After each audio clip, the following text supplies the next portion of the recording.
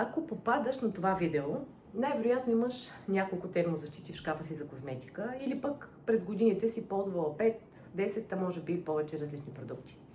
И всички те са обещавали едно и също нещо. И най-вероятно резултатът винаги е бил един и същ. И ако той не е бил достатъчно добър, искам да ти кажа, че проблемът не е в косата ти. Просто стандартните термозащити са създадени да работят по такъв начин. Пръскаш, изсъхва, създава тънък защитен слой върху косама, който обикновено изчезва на момента. Нищо не прониква вътре, нищо не остава. Съответно, проблемът е, че топлината от пресата е над 200 градуса. Топлината прониква в вътрешността на косама и буквално разрушава протеините. Това е причината във времето, колкото и продукти да използваме и както и да полагаме грижи за косата, тя да става все по-суха и все по-увредена, нещо, което много дами споделят. Проблемът наистина не е в косата. Просто така работят стандартните термозащити, а истината е, че този тънък защитен слой никак не е достатъчен.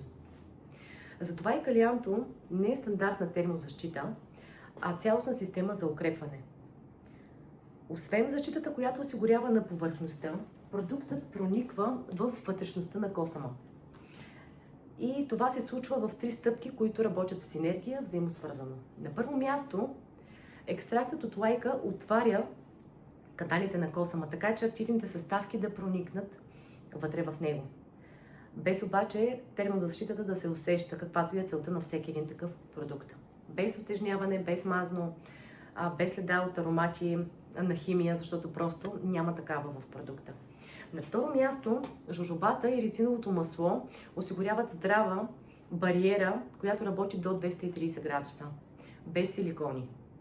И на трето място, но не на последно по важност, коприненият протеин и пантенолът буквално се вграждат вътре в косама.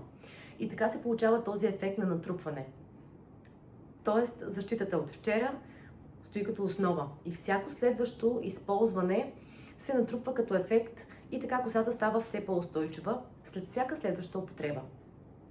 И тук искам да спра и да обърна внимание на нещо много важно, а именно количеството.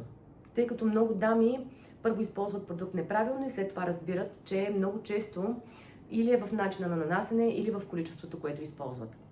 Ако за първи път попадате на продукт на Калианто, просто забравете за обилните количества. Формулата на термозащитата е освен професионална и концентрирана.